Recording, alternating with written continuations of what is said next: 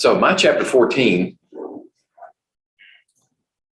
is acids and bases, and chapter 15 will be more equilibrium and buffers. I'm not sure how it's subdivided here, but the material we're going to cover today is in year 16 and 17.1 to 17.3 for reference. Okay, acids and bases. Over the decades, different concepts of acids and bases have developed. Back before they told us we couldn't taste them, acids were sour and bases were bitter. But then safety protocols forbid doing that anymore. So Arrhenius, who's had his fingers in lots of pies, he also had his fingers in the acid-base pie. And he came up with a definition for acids that said that acids produce hydrogen when they are in aqueous solution.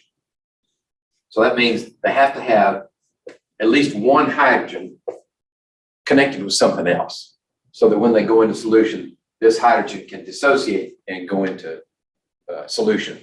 And that produces the acid response that you see from taste or in other reactions. He also said that, let's see, bases have an OH group, and that dissociates when you go into solution. So acids have the hydrogen, bases have the hydroxyls. And when you put an acid and a base together, this hydrogen in solution reacts with that OH in solution, and you get water. Okay. Okay, that was Arrhenius' concept. And it works pretty good for most acids and bases. But there were some, particularly bases, that didn't have hydroxyls in their structure, in the molecule, to be dissociated, but they still produced basic solutions. So Bronsted and Lowry, independently of one another, that's why they both get credit for it, came up with a definition where they're only concerned with the proton, the hydrogen ion. Now, still, the hydrogen ion it originates from an acid, right? That they kept that concept from Arrhenius.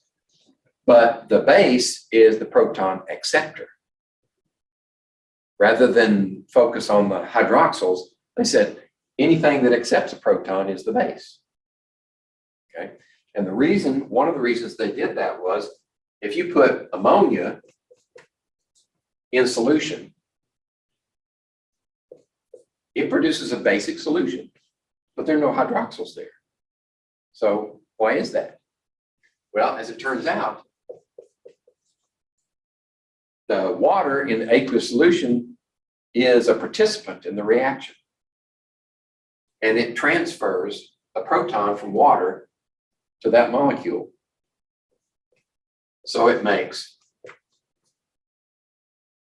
NH4, right? And it leaves its electron behind. So what you have on the other side, after you get rid of that positive, you have an OH with a negative left over. So by doing that, we have this ammonium ion plus the hydroxyl, and that makes it a base.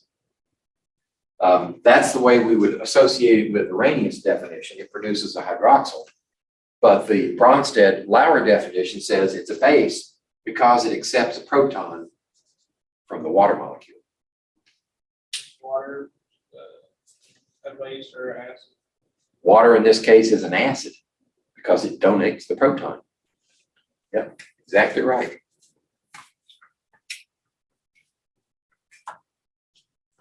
Okay. So let's see. We don't need to dwell on this one. Well, I would say, following up on your statement, in this case, acid reacting with water, now the water becomes a base because it accepts the proton from the hydrogen chloride molecule. And now you have this species, which we call the hydronium ion, and the free chloride ion. Okay. So this is kind of an animation of what's happening with the water and the ammonia. That's nitrogen, 3 hydrogens, water and its hydrogen. So there's kind of a tug of war going on. And the transfer is reversible. Because when you transfer a proton one direction, it can go back the other direction. That's our basic concept of equilibrium.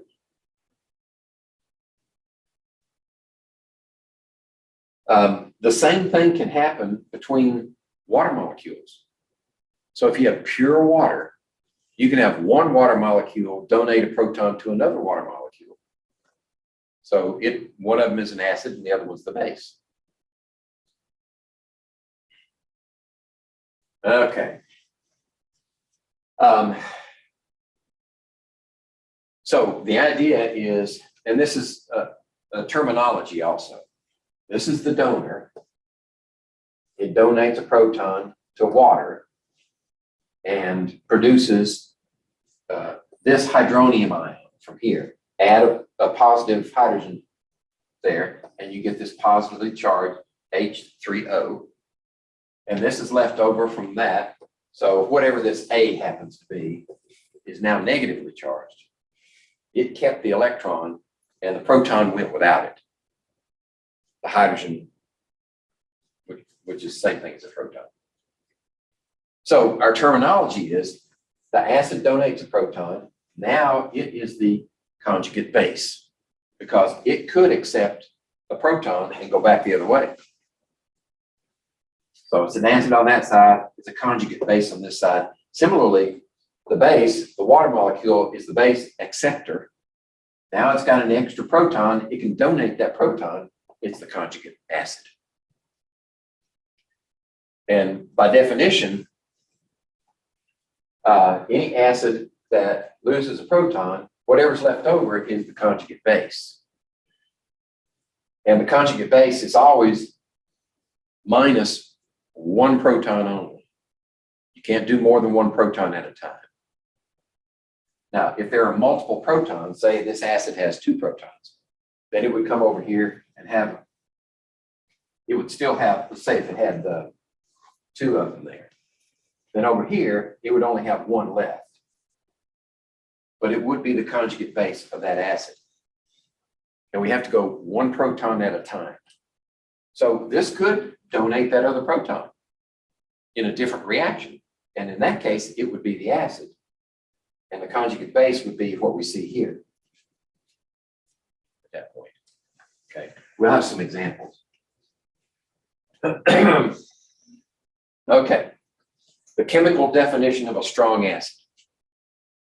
We normally think of strong acid as anything that will like burn your skin.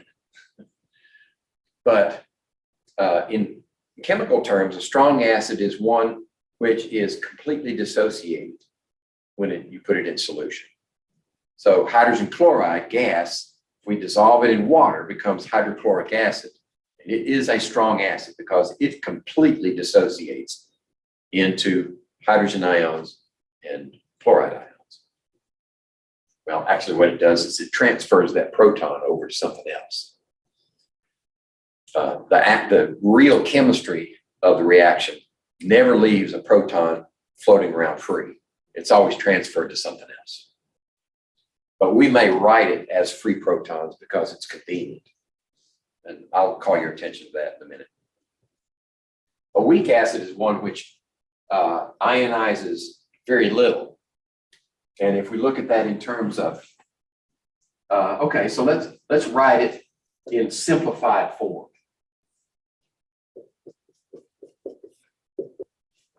Instead of transferring to the water molecule, which we know it does. If we just write it like this, then we can say this acid makes that conjugate base. Okay. And if the equilibrium is way over here, it's a strong acid. But if it's way over here, it's a weak acid. So hydrochloric acid is one example that I mentioned for strong acids. A weak acid would be acetic acid, vinegar. It likes to be way over here with the intact molecule, right?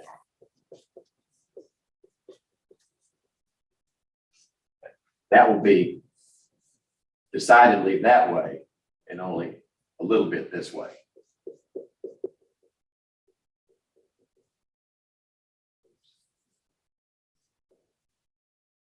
Okay, that's the difference between strong and weak acids in chemical terms.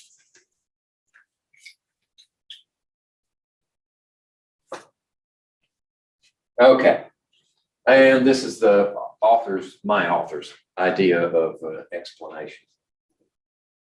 It just says in pictures what I just told you in balanced equation. Okay, so this summarizes what we just said. There is, for every acid, a K, because it is an equilibrium expression. These Ks are particularly valuable for weak acids because there is a significant amount of undissociated versus protons and conjugate base. For strong acids, the K is going to be huge, if at all. It could be infinity because you've got mostly product, dissociated product.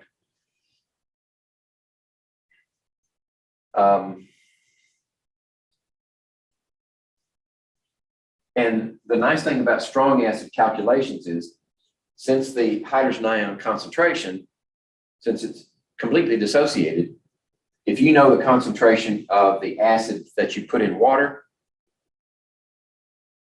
you can calculate the hydrogen ion concentration from that because they're almost identical. It's only when we get to the weak acids that we have to do some ice table manipulations to find out what the actual hydrogen ion concentration is. And in that case, we need the K value. Okay, so I mentioned water can react with itself. That's one word for that is autoionization. In general terms, for water, we call it, it's amphoteric.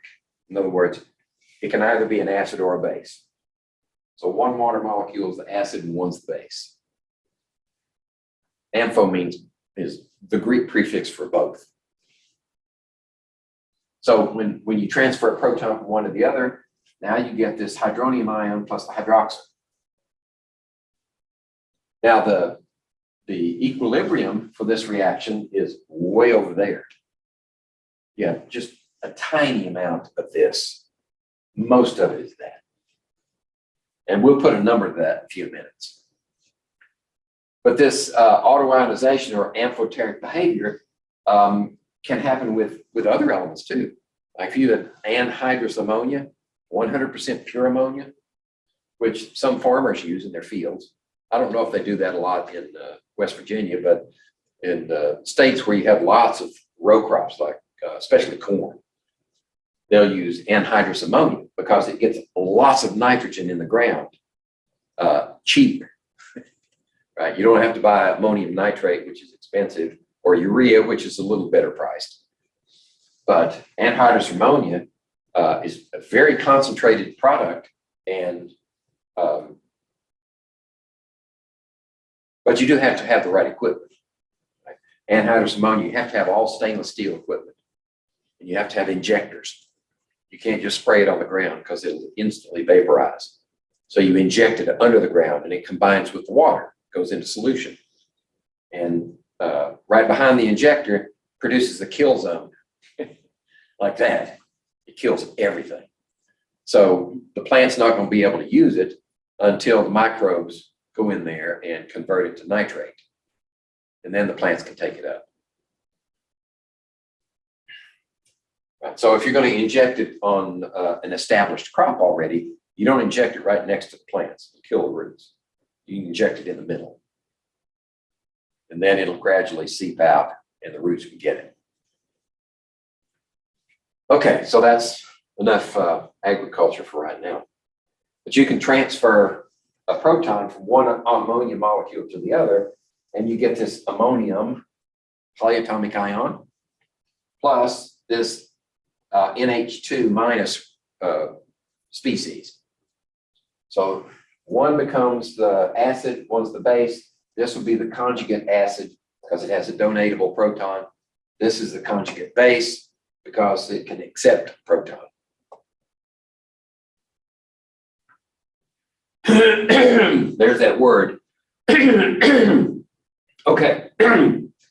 So when we write the equation for the dissociation of water, sometimes we write it this way.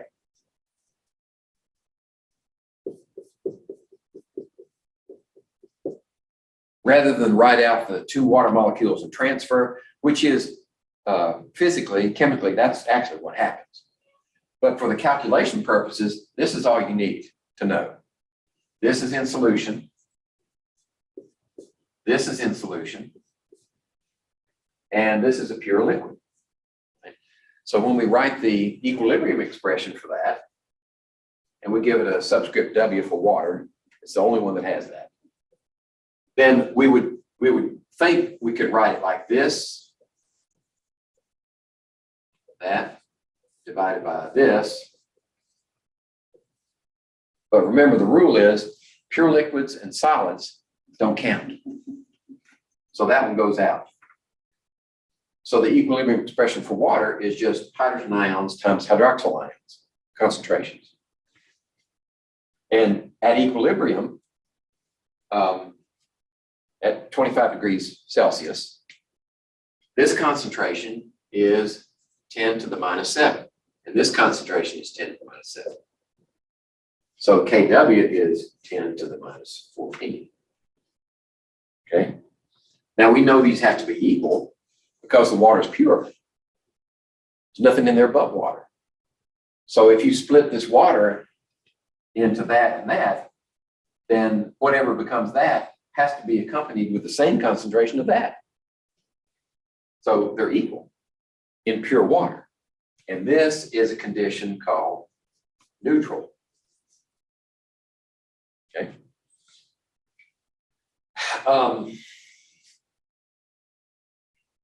Now, how do you get acids and bases, basic solutions out of this?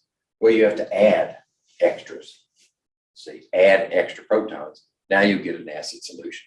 Or add something that makes hydroxyls. Now you've shifted the balance. So we could make, if we're going to put an acid in there, maybe we shift it just a little bit. Make this one -6. That's 10 times bigger. That means this one has to be -8. Because no matter what happens in water, add acid, add base, whatever the reaction, this is always happening, this reaction in water. So whenever you change the concentration here, it has to fit that scenario. Now, sometimes this is not dominant. When we're trying to do a calculation and figure out what's actually going on in solution, we have to consider this and some other reactions. And then you have to decide, all right, which one's the major reaction. We'll do that later. But just remember that that's always happening.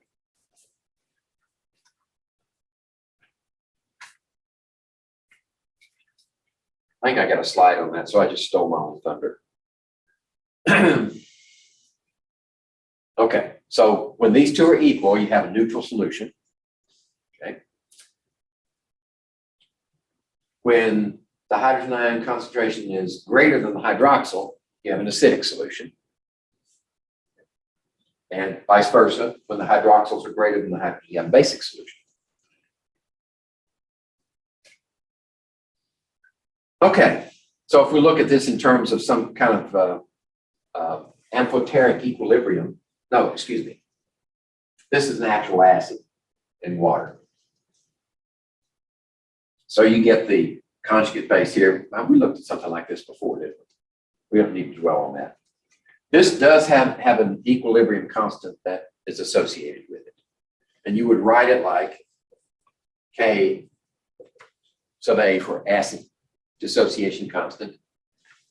This is variable, that's variable, this is not.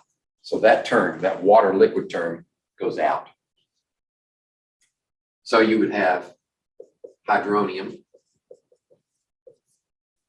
conjugate base divided by what's left over of the acid. Now, sometimes for convenience, we leave this one out and we change this one to like that. The calculation is exactly the same either way. And sometimes this is more convenient.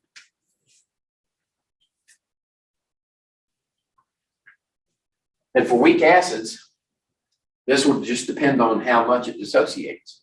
Right? If it dissociates a reasonable amount, you'll have a larger K. If you have a very, very, very, very small K, then these will be minor terms, and this will be mostly here.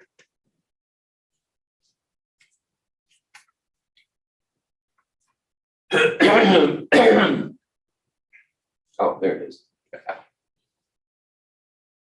Okay, if the equilibrium lies to the right, the value of Ka should be large,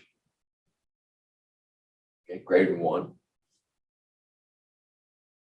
And if it lies to the left, it should be small.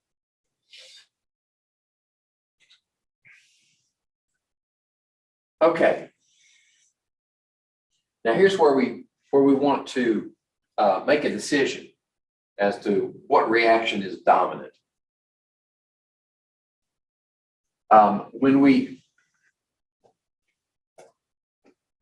We'll probably got a slide for this, but I think this is a good place to introduce the concept.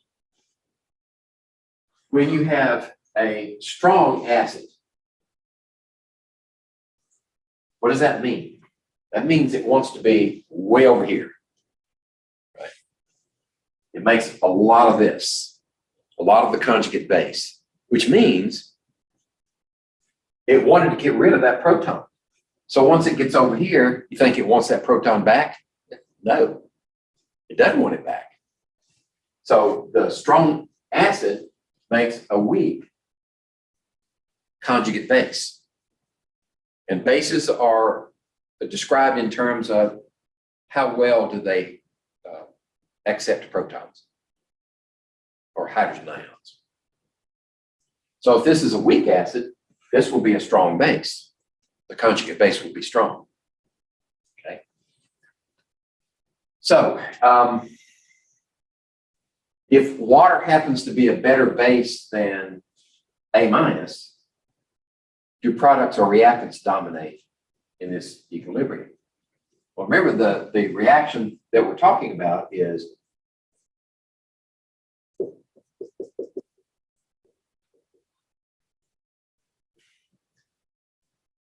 so you can look at this either direction. When we think of water as, actually that's not the right one to make this comment. We need to look at it this way.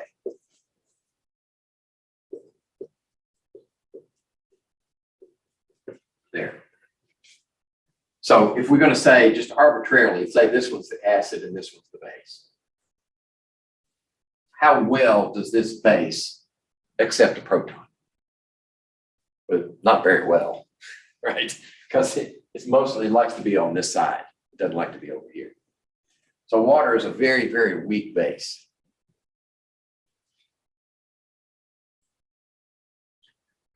If water is a better base than this one, that means that it's more likely to accept a proton than this one is.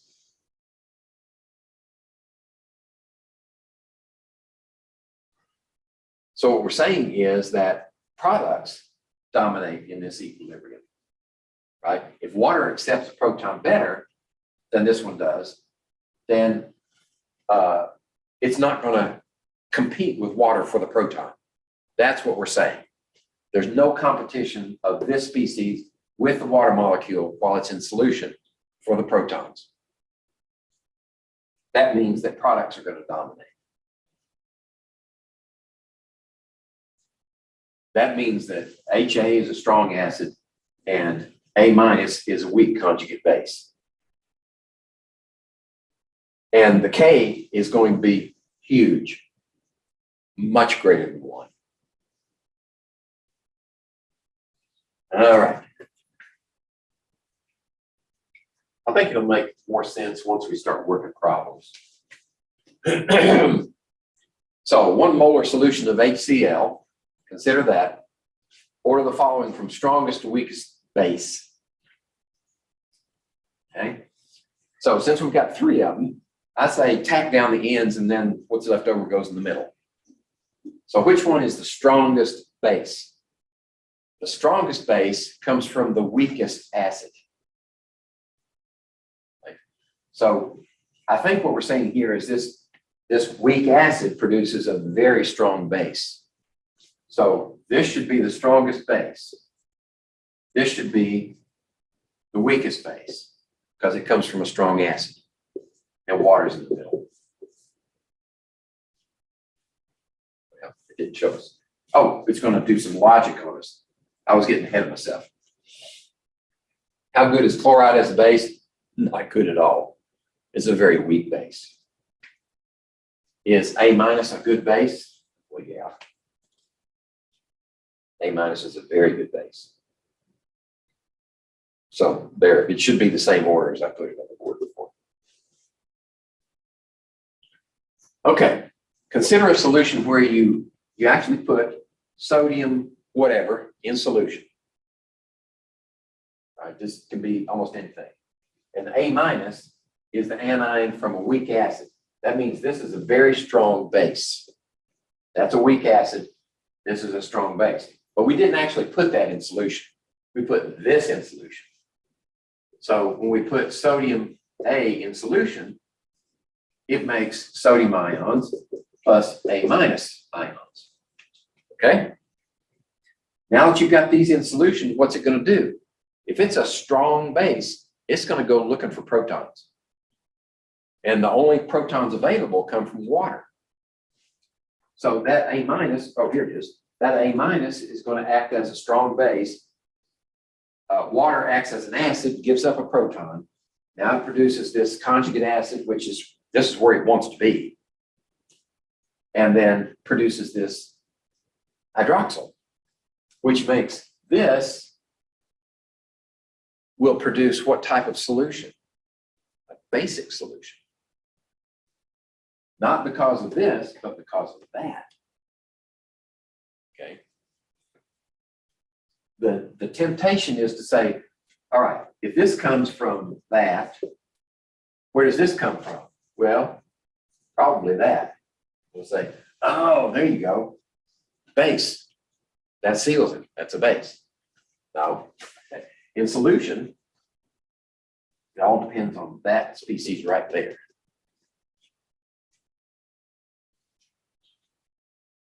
In equilibrium will lie. Wrong. The authors generated these slides.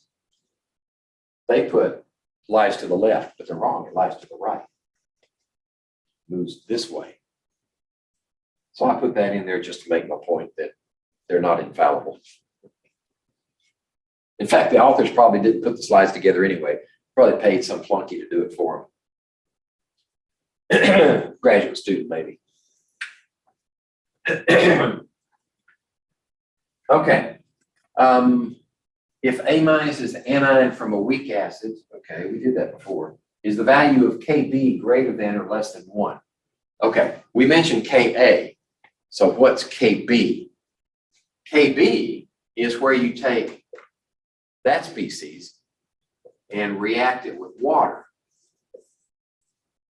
And now it produces Ha plus OH minus. Still picking it up, yeah. So the Kb would be this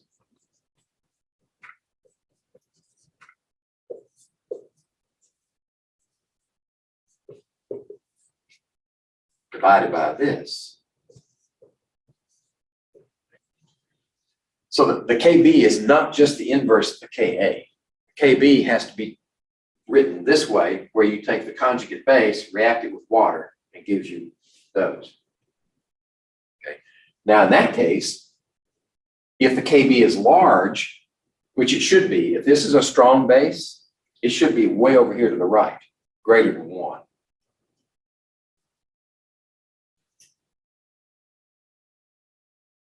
Here we go. I had to correct him on that one too. So the Ka is written one way, the Kb is written another. Right. They are related, and we're going to show you how they're related in a few minutes. Because if you know the Ka of the acid, you can calculate the Kb for the conjugate base.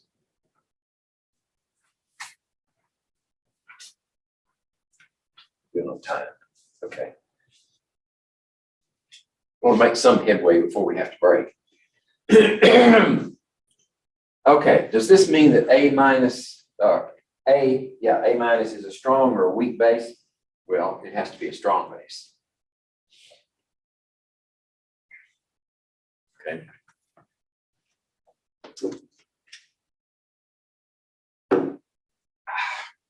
What is a hot soda, do we know? Anything. It's a placeholder. Yeah. You can put anything in here. Let's say, what would be a good example? Well, we could put the acetate. Right? That comes from a weak acid, so this is going to be a very strong base.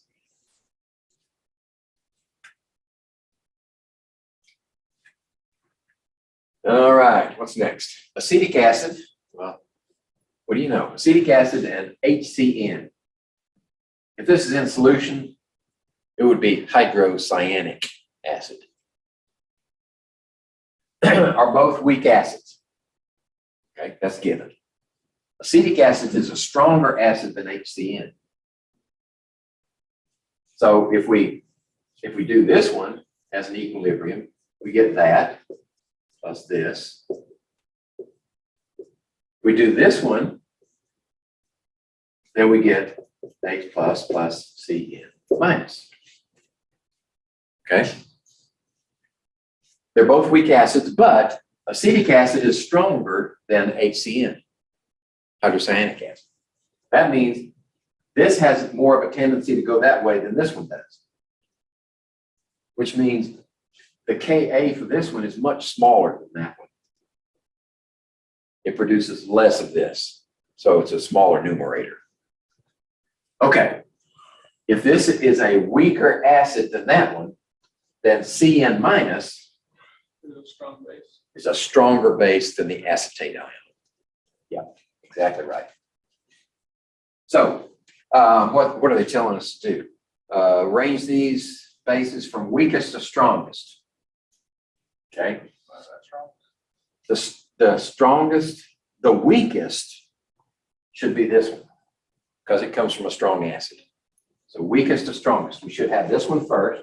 Then H2O, and then Is that's the weakest base. Strongest base should be that one.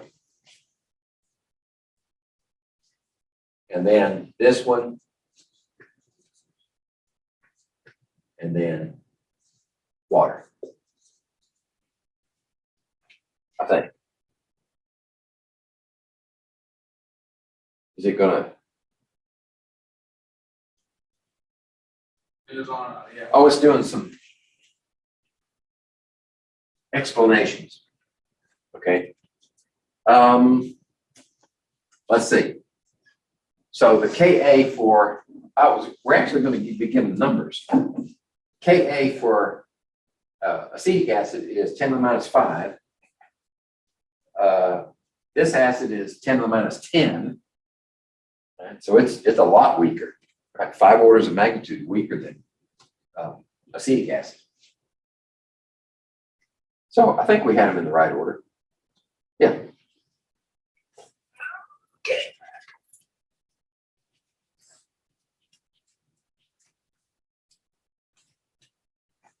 All right. Okay. Now we're complicating the situation. We have an acid and the conjugate base of another acid reacting to produce, we transfer this proton over to this base. So now we have Cn minus and HF.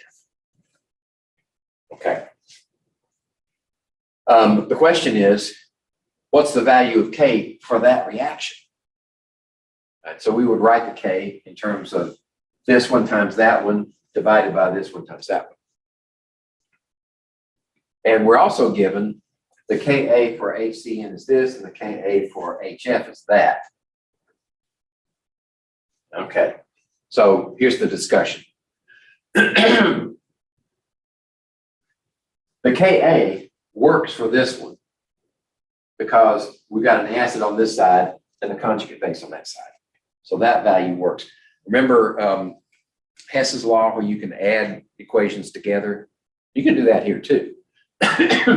And then our extension through equilibrium is the K for one reaction, you add to the next one, then you multiply the Ks, right? Okay. But this is for the reverse reaction. Going from this direction, that direction.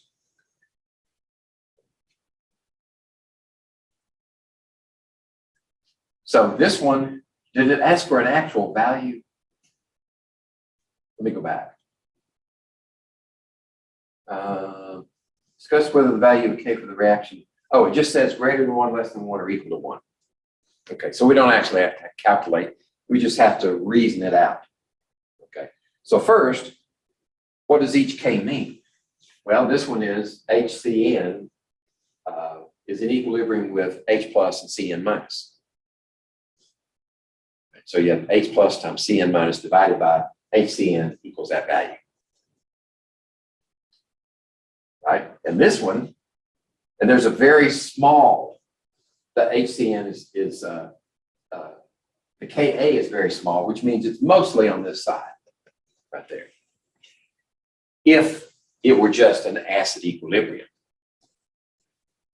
there's a strong drive to remain as HCN. Okay, Ka for HF is small. It's very small, not quite as small as this one. There's a strong drive to remain as HF. So there's a drive to go from here to here, and there's a drive to go from there to there. Which one's stronger? Which one's the stronger base? I think that's the stronger base, isn't it? So it should be driven over to this side, which means that this would be relatively small, this would be larger, and it should be less than 1. The K value for that reaction should be less than 1. Yeah, left toward the reactants. Okay. So that's sort of a semi-quantitative approach. You can actually calculate the K for that reaction. And I'm not sure if we're going to do that or not yet. Okay, we're going to calculate KB from Ka. Let's do that next. Okay, so this is the Ka, right? And there's our placeholder. So there's the Ka for that reaction. So this is the Kb expression where we take this one and react with water and gives us that. So the expression for Kb is the undissociated acid times hydroxyl divided by the conjugate base. Okay. Those two expressions are related in some way. I hope we can show how they're related. And what we're doing here is adding these two together. Then what do you do to those? Well, you multiply together, right? So when we add these two together, what do we get? Well, let's see. We got HA on both sides, cancels, right? We got A minus on this side, A minus on that side, it cancels. So what does that leave us? That leaves water yields hydrogen ions plus hydroxyl ions. Okay.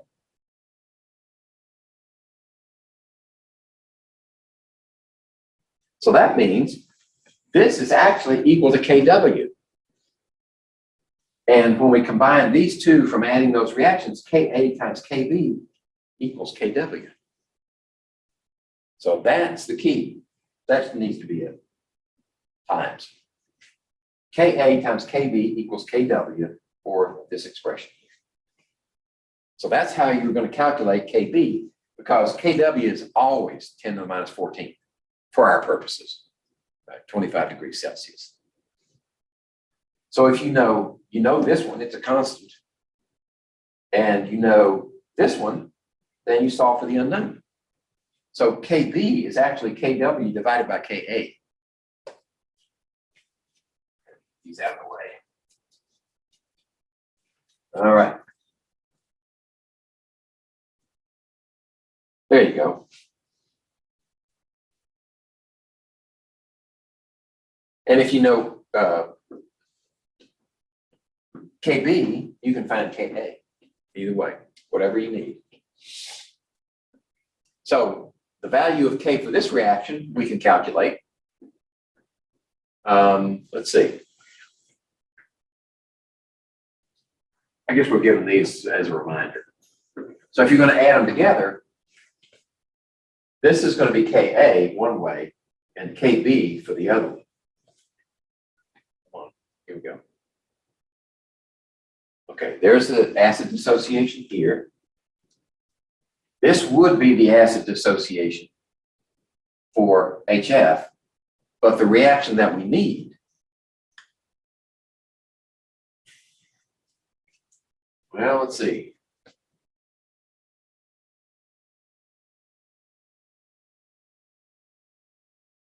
Yeah, we need it the other way. Well, in this case, we're not going for Kb because we're not reacting this with water. So what we need is the expression of the equilibrium expression for the reverse reaction. And to do that, you just invert it, right? From our equilibrium discussions. If you want the K value for the reverse reaction, right? The one we have is going from here to here. The one we want is going from here to here. So we invert. We just flip the equation, right? And that takes the inverse of the K value. So this is the one that we actually multiply by that one, right? The inverse of that one times this one. Continued on the next page. Okay. Here we go. So now when we multiply those two together, we get a K value for that reaction of 8.6 times 10 to the minus 7. Okay. Let's see. Do you need a break? You starting to doze off? Okay. We can talk about pH then for a minute. pH is simply a mathematical expression. It's an equation. And it was developed by a scientist, a Danish scientist, I believe. His name was Sorensen. And he was working with hydrogen ion concentrations primarily for living systems. So he was within a fairly narrow range of acid concentrations, but he was sick of writing them out in scientific notation for hydrogen ion concentrations. So he came up with this idea. He knew that if we took the log of the hydrogen ion concentration, he would get a single number. Maybe it had some decimal places in it, but it would be more manageable. But he would also get a negative value, right? Because if you have a hydrogen ion concentration of 1 times 10 to the minus 6 molar, then if you take the log of that, what is that? The log base 10 of 10 to a power is the power, right? Minus 6. He didn't want minus signs in there either. So he said, okay, I'll just stick a minus here. Fix that. Okay, so that was Sorensen's contribution to acid-base chemistry, is the concept of pH. And it always has a small p and a big H, because hydrogen ions, the hydrogen atom, the element, is a capital. It's a capital H. Right? So it's always small p, big H.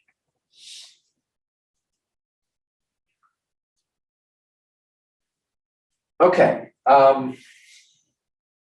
Significant figures. Okay. If you have to do a calculation with pHs, or if you have to change from a pH to standard notation, or vice versa, then you need to know how to account how many decimal places you can have, how many significant figures you can retain in the transition from square brackets to pH value. The number of decimal places in your log is equal to the number of significant figures in the original number. So if we had 1.00 times 10 to the minus 6 molar, and we took the negative log of that, then the number of decimal places in the transformed value is equal to the number of significant figures. So we have 3 significant figures.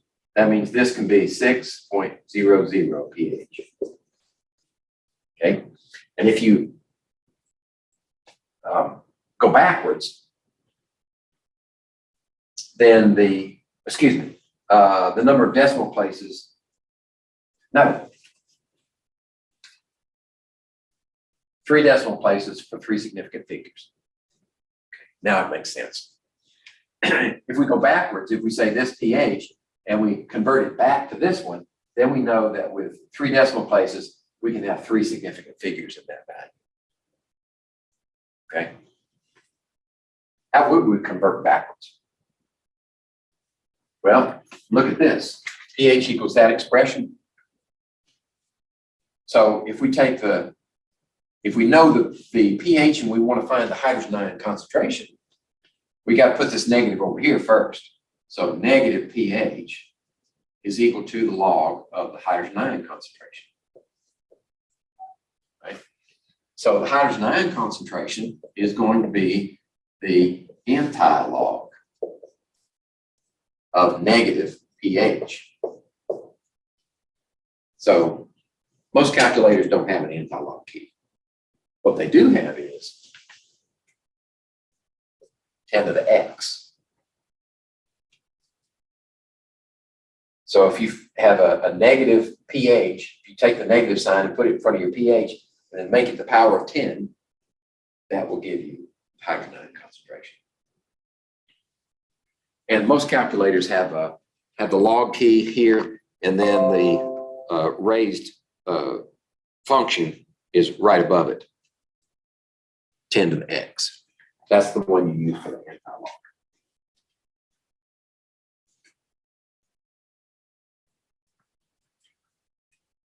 Okay. So we talked about neutrality before. So what would a neutral solution be? Pure water. Right? Pure water is what? 10 to the minus 7th molar hydrogen ion concentration. So the negative log of that is equal to 7. Right? So that's why pH 7 is neutral. Now, if we go acidic, then this would be lesser, a smaller negative number, be like maybe 10 to the minus 6 or 10 to the minus 5, more and more and more hydrogen ions. Right? As you get down to, I don't know, 10 to the minus 1 would be much higher. How much higher? Well, from here to here is 6 orders of magnitude. Okay. It's what's 6? 1,000,000 times. 1,000,000 times stronger from here to here. But what is that in pH values? We're going to take this one, that's 6, this one's 5, that one's 1 pH. Okay. You can have negative pHs. They don't have much meaning. The useful range of pHs is considered between about 1 and maybe 11 or 12. But it's just a mathematical calculation. Whatever this happens to be, take the negative log of it, and that's your pH. So if we have an acidic solution, the pH value is going to be less than 7. And if we have a basic solution, that means this one would get smaller, right? if this is the hydrogen ion concentration here, then the hydroxyl ion concentration would be equal to 10 to the minus 7. For neutrality, they'd be equal. But if the hydrogen ion concentration decreased to minus 8, then the hydroxyl would be minus 6. Okay? So this would be 8 pH. Now we're basic, and you can keep going up. And for every 1 unit change in pH, you have a 10-fold change in hydrogen ion concentration. That's because of the nature of the log. It's a power function. Okay.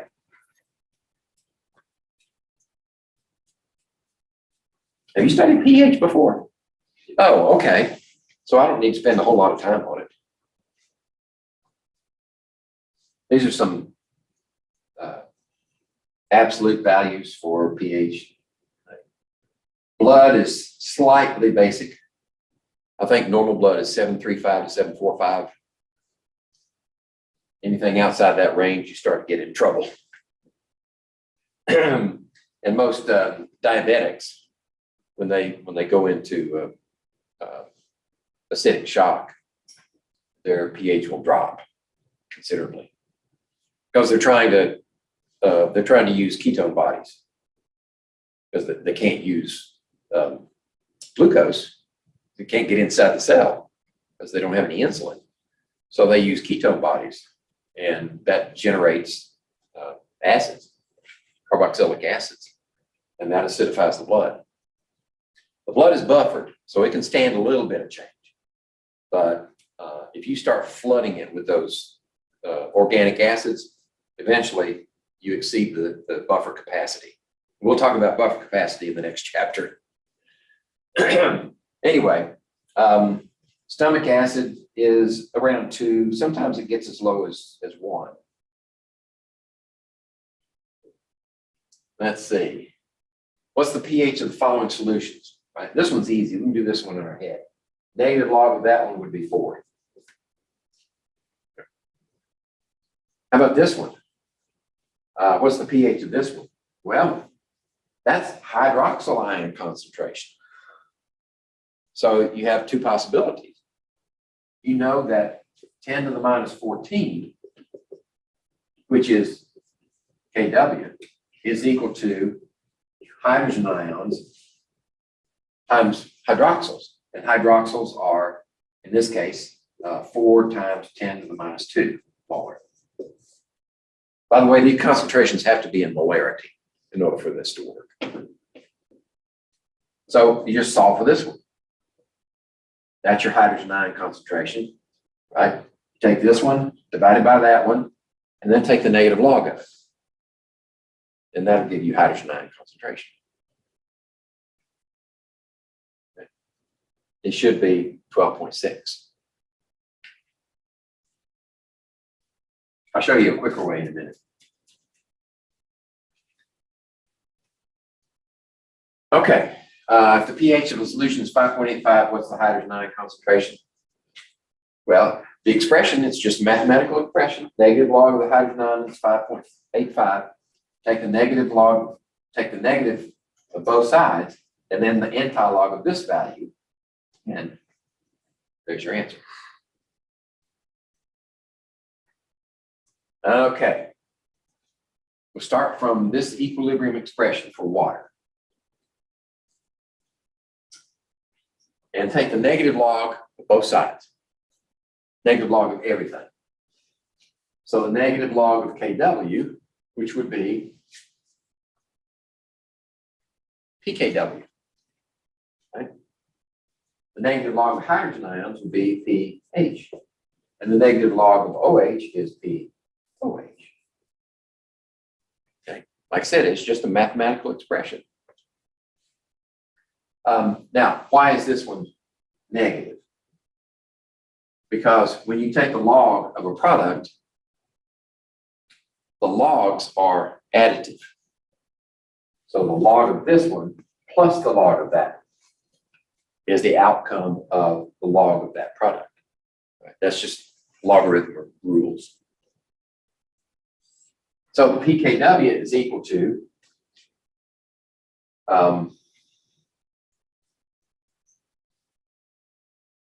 negative log of this would be POH. So now that's added. So these two added together equals pKw. Okay. So let me get that out of the way. So the negative log of 10 to the minus 14 is 14. And the if it's neutral solution, then this one will be 7 and that will be 7. So 7 plus 7 is 14. But if this one is 6, then that one has to be 8. And if this one was 5, that one has to be 9. So that's a quicker way. We could, in that previous example, we could have calculated this for the POH and subtract it from 14. And that'll give us the pH. Okay. So again, calculate the POH for each of the following. Okay, so if this one is 4, then the POH would be 10, right? And this one, well, the POH, that one would be 1.4. You just take the negative log of that value, subtract that from 14, and you should get 12.6. Yep. So the POH for this one, well, the hydroxyl ion concentration. In this case,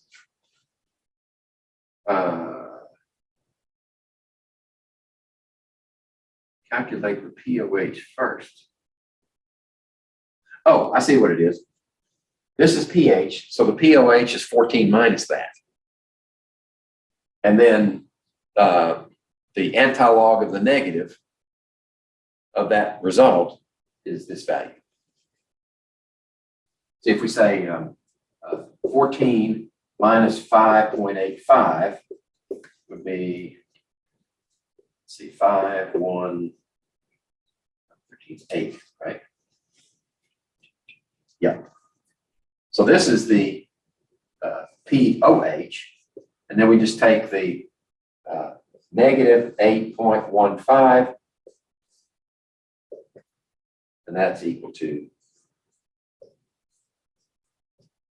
10 to the negative 8.15 then would be the hydroxyl ion concentration. That calculation will come in handy when we start to do equilibrium calculations. Okay, when we're dealing with acid-base problems, where you have acid-base reactions, it's important to look at them in terms of what are the species that are in solution to start with before the reaction occurs. The major species. Some species are just, they either don't exist, they're just in your imagination, or they're not significant. They don't really have an influence on the reaction itself. So that eliminates a lot of the extraneous, unuseful information. And then you say, with those major species, what reactions can they undergo? What's the dominant reaction that will take place? So you lay out different reactions that can occur with these major species, and then you eliminate the ones that are either stupid or insignificant. Some of them are basically stupid. I'll show you those in a minute. Then once you know the dominant reaction, is the reaction at equilibrium? Or does it go to completion? That's an important concept. If it goes to completion, then you can run it all the way to the right and then take that completed position and use that information to inform your equilibrium expression.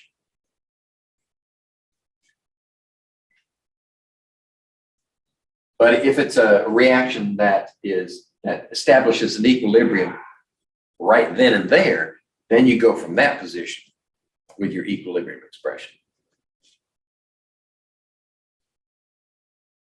Okay, and then eventually you'll probably have to solve for pH. That's usually the end game for acid-base reactions.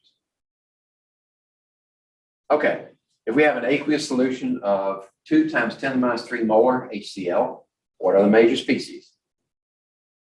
Well, you know that in solution, this is going to be dissociated completely.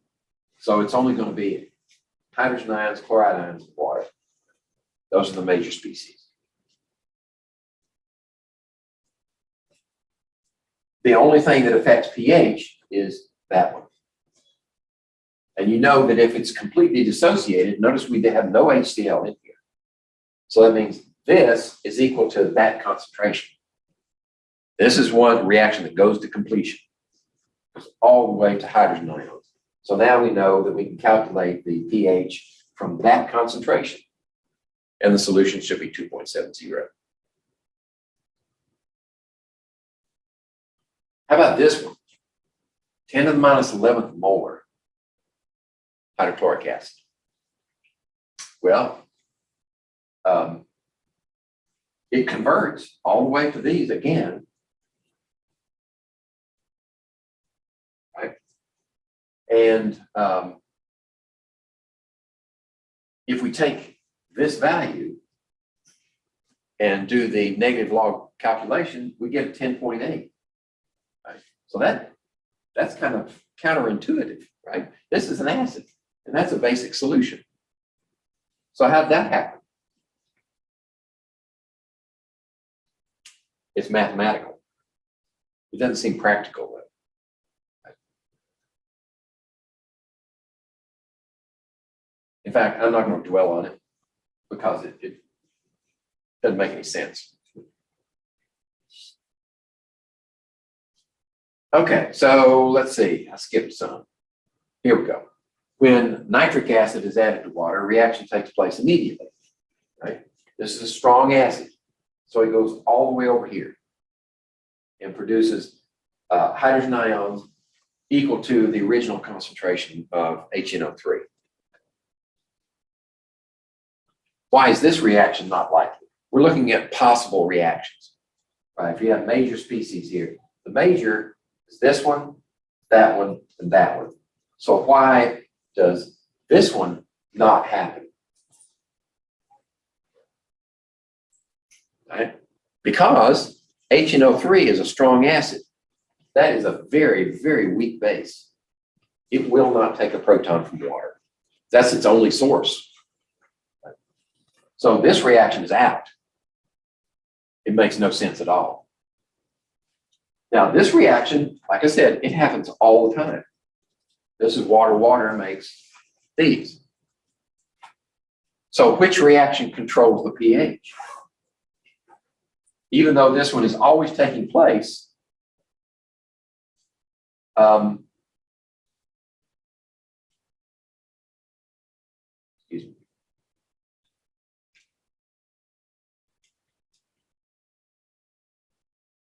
Oh, is water the major contributor of hydrogen ions? No, it's not. The major contributor is HNO3. So if we have a solution that is 10 to the minus 2 molar in HNO3, then we can virtually ignore the amphoteric reaction of water because it produces only a minor amount of hydrogen ions. This is your major. This is the pH controlling reaction, dissociation of HNO3. So now that we know that, none of this remains.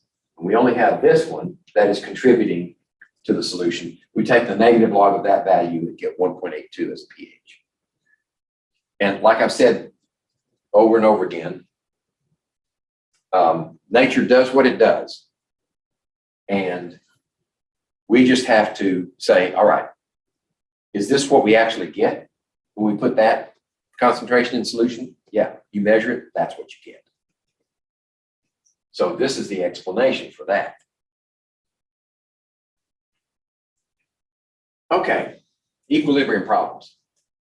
We need to list the major species that are going to be in solution. Then we have to figure out which ones are the pH controllers, which one control the hydrogen ion concentration, and write the balanced equation for that reaction that produces the hydrogen ions. And then we look at the equilibrium constants that are given to us for the reactions that contribute to this one and decide which one is dominant.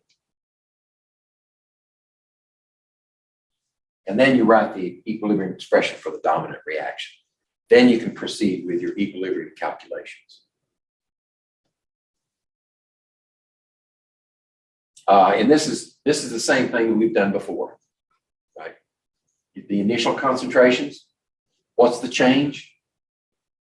Then what does the equilibrium expression look like with its unknown value? And you solve for the unknown. Okay.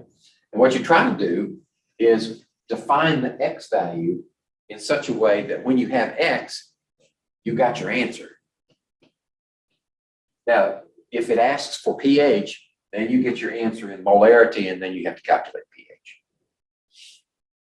But the choice of X is important, because if you choose it correctly, you don't have to do any subsequent calculations afterward to find out what the answer is.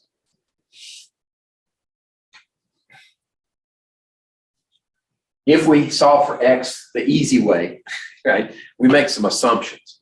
Like when we say we've got an expression that's likely to give us a quadratic or greater polynomial, then we may look at it and make some assumptions and say, well, maybe X is so small compared to this value, we can ignore it. Then it makes it easier to calculate X. Then you go in and say, all right, if I use X, if I use the X calculated here and recalculate the equilibrium constant from that new X, is it within 5% of the true K? If it is, then your assumption is correct, and you can go ahead with your answer. If it's not, then you may have to go back and do the quadratic.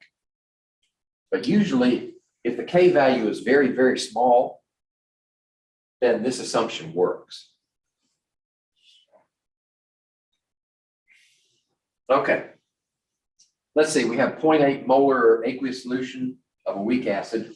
Okay, there's your K value for hydrocyanic acid. What are the major species?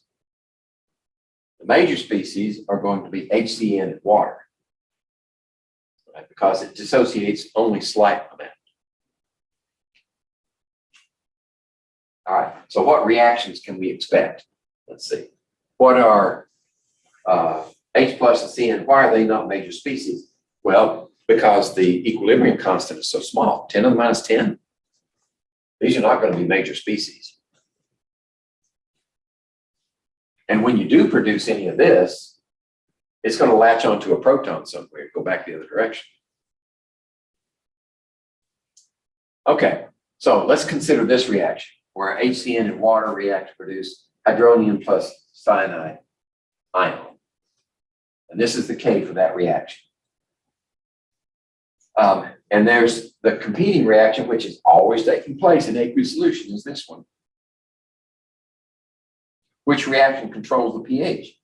Well, the one with the larger K value, this one. That's 4 times larger than this one. So this one is the dominant reaction that produces the hydrogen ions. That is the pH. Okay. So now that we know that, we're going to look at a different reaction. They always do that to me. I think, oh, they're going to take that somewhere. No, they just let it hang. So what's the pH of a 0.5 molar aqueous solution of HF with this K value? Well, major species, HF and water, these are competing reactions. Again, the water reaction, the KW here, is too small. This one's the controlling reaction. So we take that one, and this reaction is set up in an ice table. So we start off with that calculation. We have virtually none of this. That's why we say the squiggle line, because you do have a little bit of that, but not much. And then you have a change, right? It's going this direction. And you lose some of that, and the ratio gives you same amount here and same amount there. So this 0.5 minus x is in the denominator, and this one times this one, x squared, is in the numerator. So this is what it looks like here. Okay, there we go. So these values are your unknowns. There's your x. X is very small because this is 10 to the minus 4. So we can ignore that one and then solve for this one. Keep going. Here we go. And if we solve for this, x squared is equal to 0.5 times this value, and then x is equal to the square root of that product. And that's what you get. And then we'll do the pH, 1.72.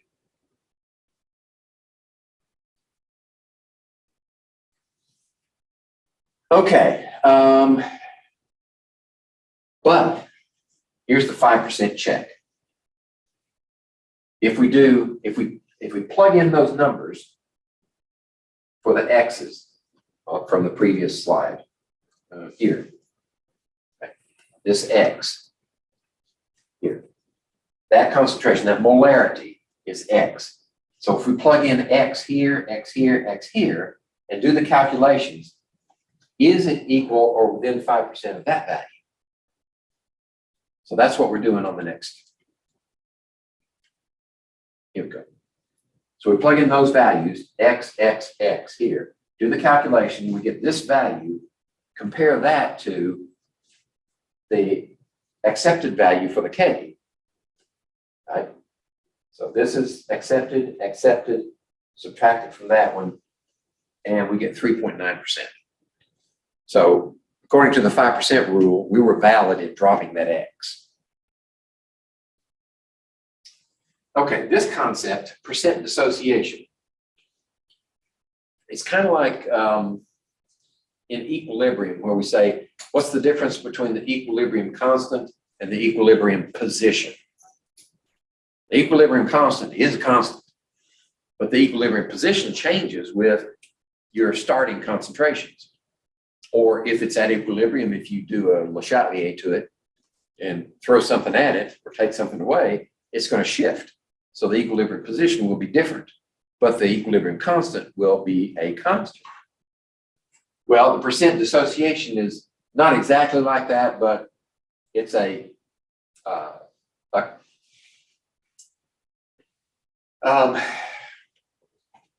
extensive property. It varies, and it depends on the concentration of the weak acid as to whether the percent dissociation is large or small. Depends on the concentration of the acid. Okay, the expression itself is how much of the acid was dissociated divided by the initial concentration times 100.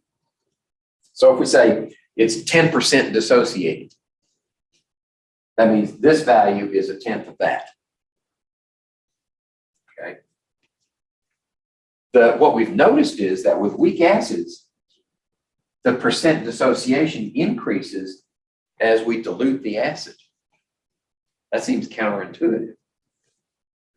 It dissociates more when it's lower concentration. But that doesn't mean that the concentration of hydrogen ions is increased. It just means that this expression is bigger. Okay, so if we decrease this one as a percentage, this one increases, but not as an absolute, only as a ratio to that.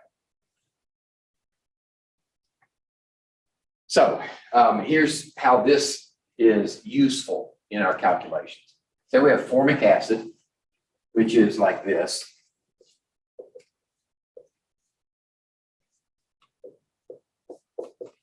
Okay, HCO2H. That's formic acid. It's the stuff that fire ants jab you with when they bite. It burns. In fact, formic comes from the Latin root word for ant. That's where they get it from. Okay, anyway, for this dissociation, we go from formic acid to the formate ion in protons. Right, so there would be or reverse. And we start off with an 8 molar. And none of this and none of that. And if it's 0.47% dissociated, what fraction of this is a change? Well, we lose 0.0047. We change this to a decimal fraction, right? Times that. We lose that, and we gain here and here. So if we calculate this, right, that, put it in our equilibrium expression. Here we go. Then we calculate that the K for that acid is 1.78 times 10 to the minus 4.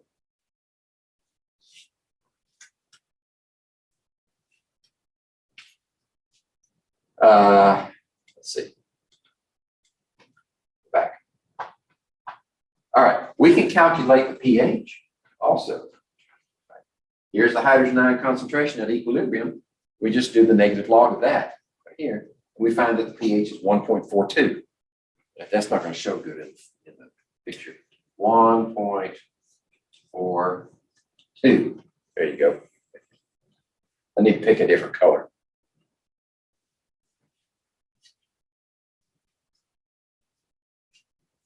So from percent dissociation, we're able to calculate the pH of that solution. So the value for Ka for the 4 molar, not the 8 molar, but the 4 molar formic acid solution should be, Kas don't change except with change in temperature. Right? So the Ka is constant. It's the same as. But the percent ionization or the percent dissociation, which are synonymous, for this one would be higher for formic acid than for the 8 molar solution. Okay. Consider the weak acid HA with initial concentration HA0. Okay, we got this equilibrium. I think what we're going to do here is explain the percent dissociation change with concentration. Pretty sure that's what we're headed. So this is our expression for our generic acid. And we can solve for this expression in terms of HA.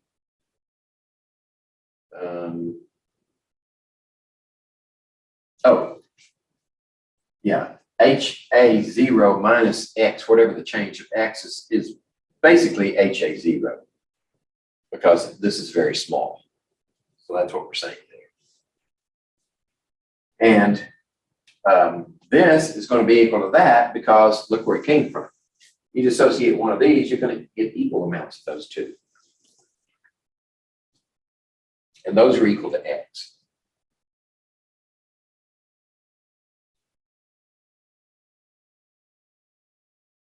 So this is our initial expression for the acid. Okay, what happens if water is added? So that HA now becomes 1/10 as strong as it was. So if we decrease this concentration to 1/10, see, another slide. Here we go. The new concentrations are going to be X, which was the original concentration divided by 10.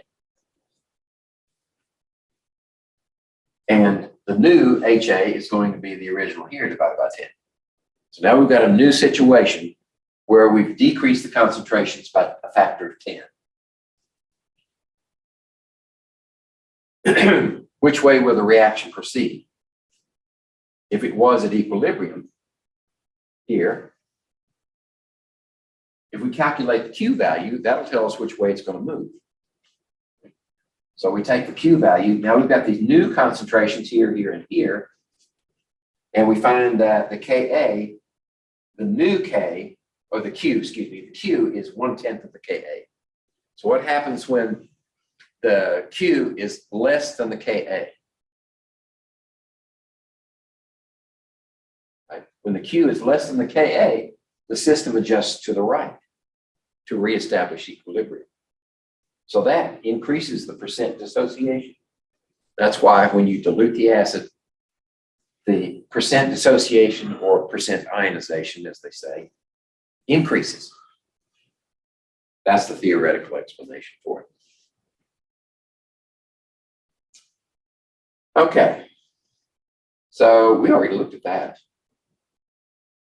Equilibrium shifts to the right, more hydrogen ions produced, but the concentration of hydrogen ion has decreased from the addition of 10 times water. So the pH would actually be higher than it was for 8. The percent dissociation increases, but the pH increases because it's a negative log. So it becomes more basic as you dilute it. And we can do that calculation. We just set up our ice table, do that calculation, and we find that, where is it? I thought it was going to do the pH. Come on. No, here we go. Then we take the pH of that value and find it's 1.57 rather than, what was it, 1.4? 1.2, I think, originally.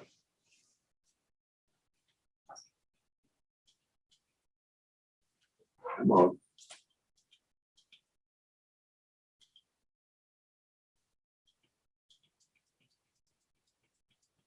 I want to find out what the original was.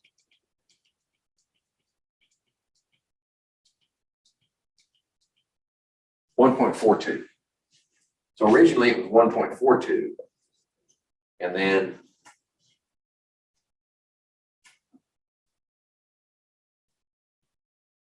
once we diluted it to 4, okay, pH is 1.57. Oh, it didn't increase by much, but it did increase some. Okay, I skipped a slide where we were doing percent dissociation calculation. Right, so if we find out that this is the dissociated amount divided by 4, we get 0.67, which is an increase in dissociation. Got to go?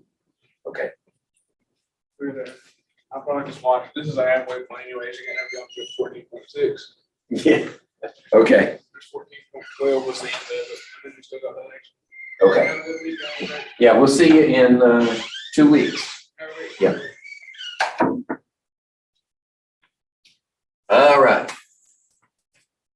So what's the pH of this solution? Well, we did that already. Okay.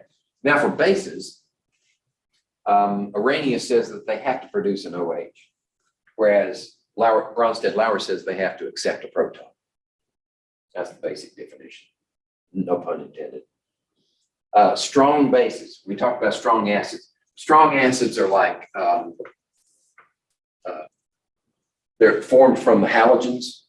So HCl, HBr, HI, those are strong acids. Okay. HF is not, it's a weak acid for some logical reasons. But HF is a weak acid. These are strong acids. And then you can get polyatomic ions forming acids like HNO3, H2SO4 are strong acids. Strong bases, we would form those from the alkali metals and hydroxyls. And this alkaline earth and hydroxyls. The The trick here is to recognize that there's a chemical definition for strength of an acid and a base. It's complete dissociation. The problem is these guys go into solution readily. I mean, you put something in, put a mole of this in a liter of water, and you get 1 molar solution. And it completely dissociates into lithium and hydroxyl ions. Calcium hydroxide is not very soluble in water, but whatever does go into solution completely dissociates. So that by definition is a strong base. But that's the caveat. Let's see. What's the pH of this molar solution of sodium hydroxide? Well, I would take the POH and subtract it from 14, which means the pH is 11. Okay. How about this one, calcium hydroxide? If we actually make a molar solution of this concentration,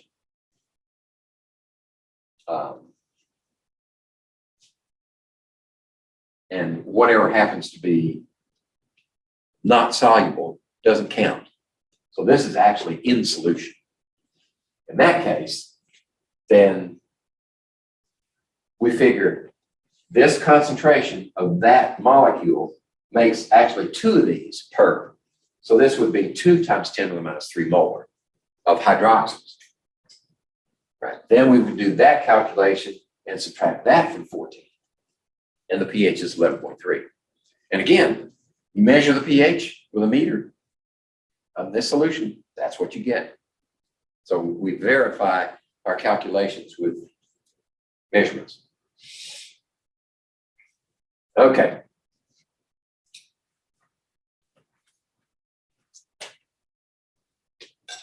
Did we really just pass the halfway point for this slide set? Wait, just till 14 or page 14 anyways. Okay. He's halfway through 28 pages. Yeah, I think there are about 100 slides. So this is the equilibrium expression for that species put in water, and it gives you this reaction. Since that is a very strong base, because it comes from a weak acid, then it would be favored this side. And the KB on this expression would be that one times that one divided by this one. The water doesn't count. Let's see. This should be pH of a 2 molar solution of ammonia. The KB for ammonia is this value, which means ammonia plus water yields ammonium plus OH minus. So they give you the KB in this case. And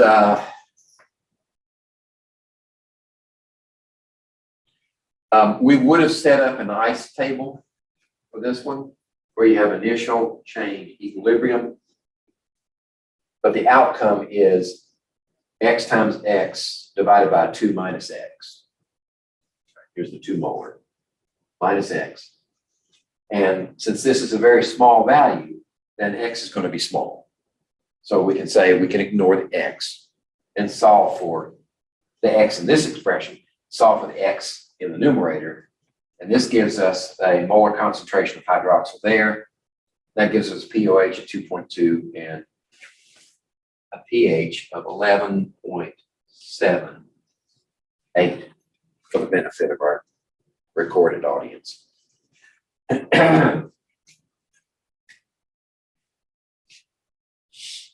Now you can go ahead and you can go in and do the 5% calculation. And it should be less than 5%. Okay, what do we mean by polyprotic acids? Well, polyprotics have more than one hydrogen that can dissociate from the acid. For instance, sulfuric acid, and these have to be aqueous, of course, to be acids. And then Phosphoric acid, right? Is a good one. That has three protons. This one has 2 protons. The reason we bring this subject up is these protons dissociate one at a time. So this one would be in equilibrium with that proton plus this conjugate base. It's still on camera. And then you can take this one and dissociate it.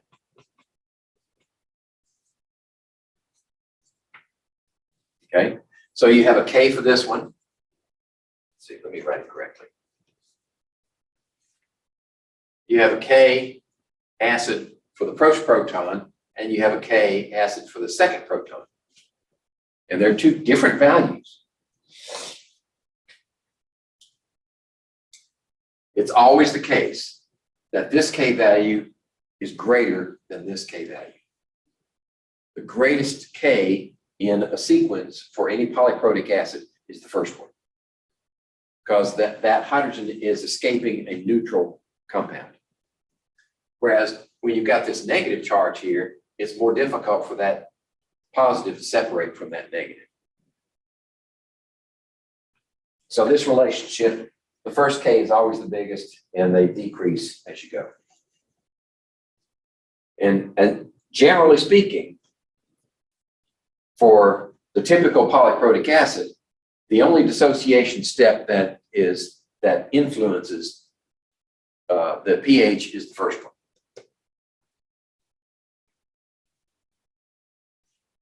Okay, so here's an example for phosphoric acid. There. Ka for the first one is 10 to the minus 3. So phosphoric acid is a weak acid, right? Its first dissociation constant is -3. And then 5 orders of magnitude later for the second proton, and 5 more orders of magnitude for the third proton. So the first step is this dissociation, and that's the K value for this equation.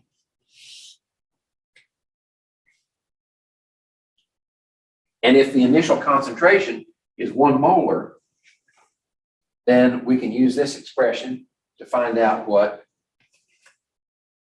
that concentration is. Turns out to be 0.0866, and we can find out the calculated K using this value. It's off by 9%. Right? So our assumption is wrong. We can't do that. And I would argue that as this value gets bigger, then you're more likely to run into this situation where you can't make that assumption.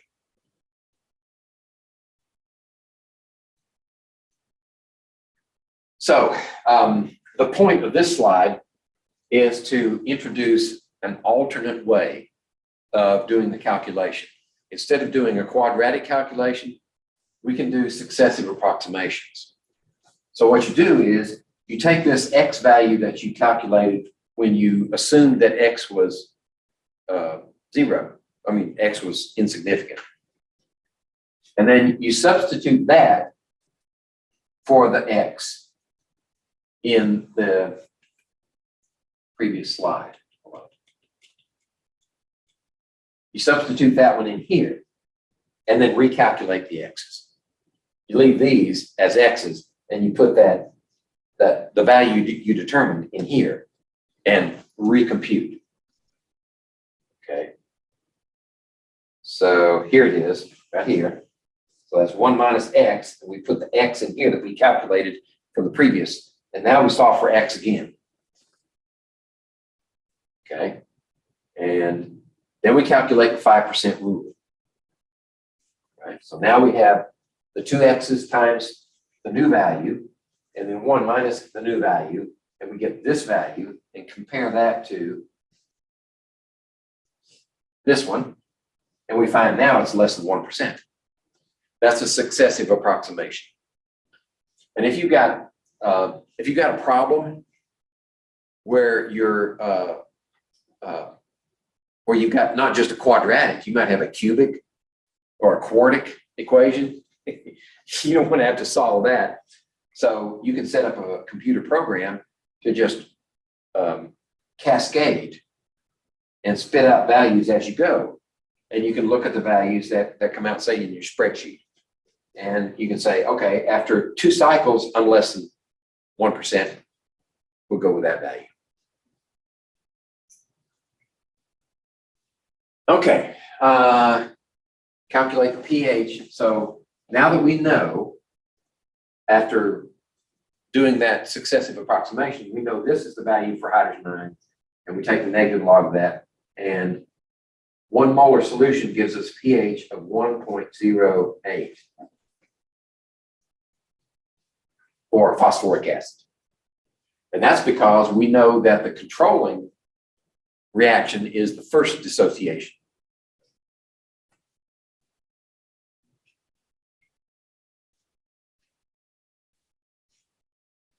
However, if you want to know in solution what is the equilibrium concentration of that species, then you've got to go through, because this is output from the last dissociation. So you got to go through and find out what those concentrations are in order to determine what that is. So in the first case, we find that, well, actually, we determined that the concentration of hydrogen ions is this, right, from our previous calculation. That means that this one has to be the same amount, right, because it came from H3PO4, and this one and that one have to be the same concentration. You don't have any in this. Then we do that calculation, and you can approximate for this one because that's a -8. And let's see, here we go. X is going to give us the HPO4 2-, and that will go into the third. Okay. HPO4 2-, there you go. I dissociate, and we find out what X is. And X is, wait a minute. Oh, I still haven't gotten out of this one yet. Sorry. So we find out that the hydrogen ion concentration is essentially the same as it was to begin with. Because the new hydrogen ion concentration is this, add them together, and you essentially get the same value for the second dissociation. Now for the third dissociation, we find that the hydrogen ion concentration is the original, and the HPO4 2- for this equation here is this new value. Now we can solve for that unknown. We find out that the PO4 3- is actually 10 to the -19. It's a very, very small concentration. Okay. Salts. Salts are ionic compounds, but there's a chemical definition for salt. We normally think of salt as table salt, sodium chloride, right? Or light salt, potassium chloride. But in chemical terms, salt is based upon the reaction of an acid and a base. So in this case, where we have the base is sodium hydroxide and the acid is hydrochloric acid, you get a double replacement reaction, right? The sodium and the hydrogen swap places. So the sodium now is combined with chlorine. That's a salt. The anion and the cation combined form a salt. And then the others, the hydrogen ion and the hydroxyls, make water. So for almost all acid-base reactions, and definitely all for those that have the Arrhenius type base, the base plus an acid gives you a salt plus water. And the net ionic equation, since this in solution is sodium ions and chloride ions, the net is hydroxyls plus hydrogen ions give water. That's the net ionic equation for all acid-base reactions.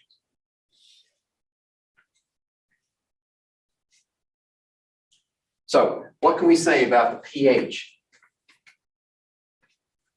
of a solution? Say you have pure water and you're going to add a certain amount of salt to that solution. What can we say about the pH of that solution? The easy one is where you have the pH of a solution that's formed from a salt that's derived from a strong acid and a strong base. In that case, you get a neutral solution. Strong acid, strong base like KCl, KOH, and HCl, or sodium hydroxide and nitric acid. Those will always give you neutral solutions.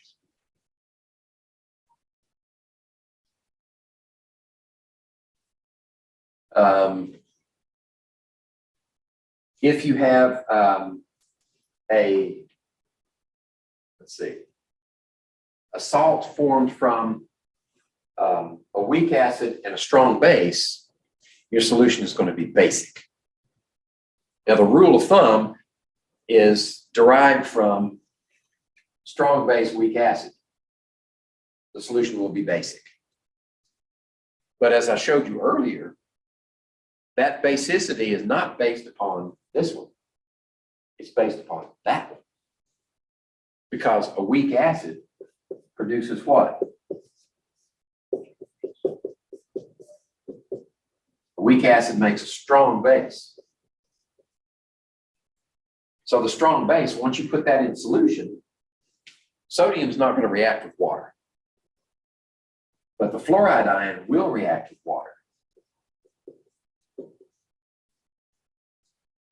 And it will produce HF plus OH minus. That's why it's a basic solution, because of this strong base as part of the salt. So you can probably guess that if you have the salt formed from a weak acid and a strong, a weak base and a strong acid should be acidic. In this case, Cl is derived from HCl, strong acid. And NH4 is derived from a weak base, NH3. So the rule of thumb would say that this is an acidic solution. Okay, so hold on a second. Yeah, NH4 in solution is going to react with water, right? Now, it's derived from a weak base, NH3. NH4 will be a stronger acid, and it would donate that proton to water and make a hydronium ion plus ammonia. And this makes it an acidic solution. Okay. Now, what's on the next page? Puts everything together. Okay, we know that if the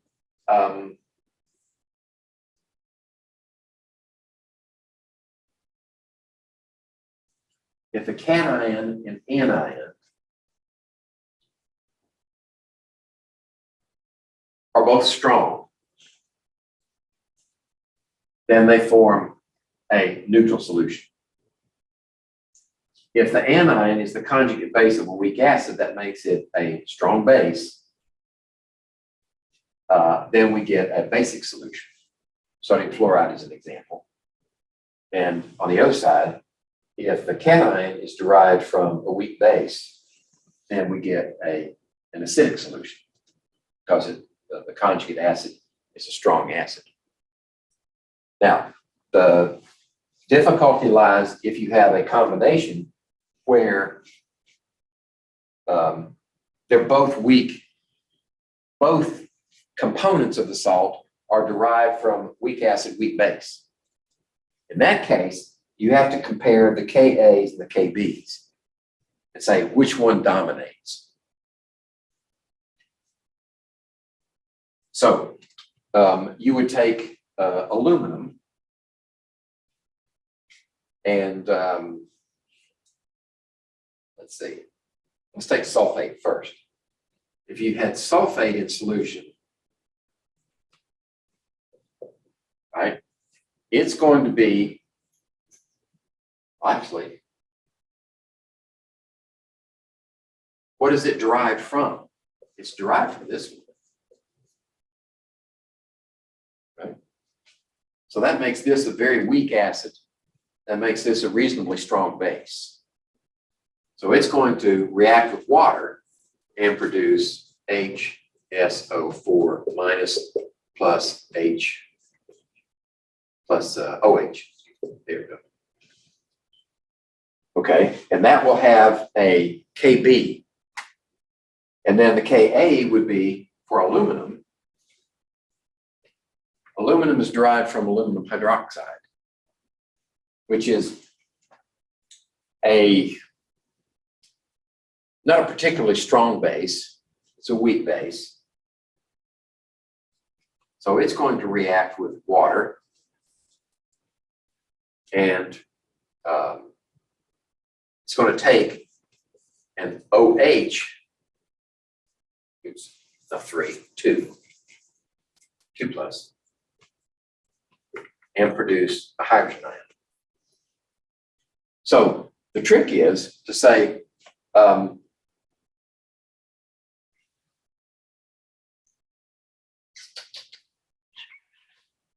a bad example. I painted myself into a corner. Because that doesn't have a Ka. This has a Kb. This is written in terms of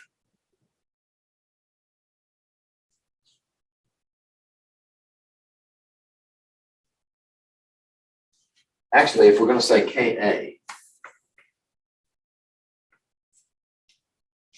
we would have aluminum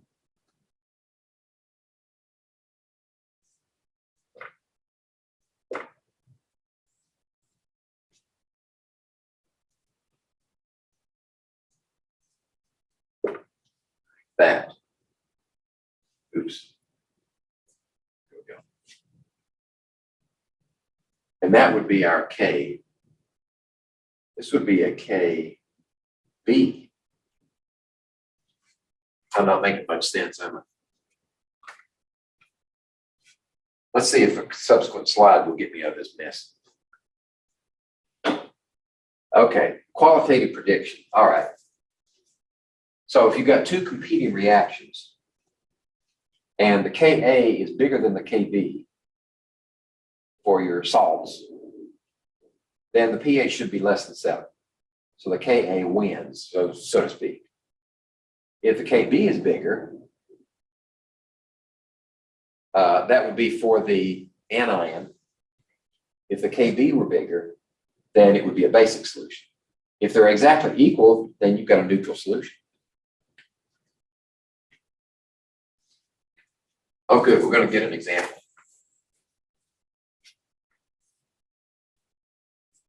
All right. So here's the accepted value for acetic acid. And you guys are going to do, when you come back that first week, we're going to determine the Ka for acetic acid in the lab. So I got to remember to bring pH meter. And the hydrocyanic acid is this value. What's the Kb value for each one of them? All right, so we do those calculations. This is the Kb for acetate. And this is the Kb for cyanide.